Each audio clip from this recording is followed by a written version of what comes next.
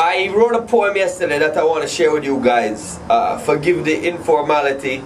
I figured I'd get this off of my head before I put it aside like a lot of my projects and not film it. And I'm in my pajama pants till I just wake up. Mary said China want to test how I am. All because we have the world's fastest man. Michael Johnson come down from him high horse and said, no man could ever be that fast. So them stick him with all kind of pin. Bolt still beat the world record, even with a headwind. Them say lightning don't strike twice in one place. Me say a jolt from Bolt for them screw face. So show Bolt all you want. And jealous them jealous because them know say them care. And limit the supply to increase the demand.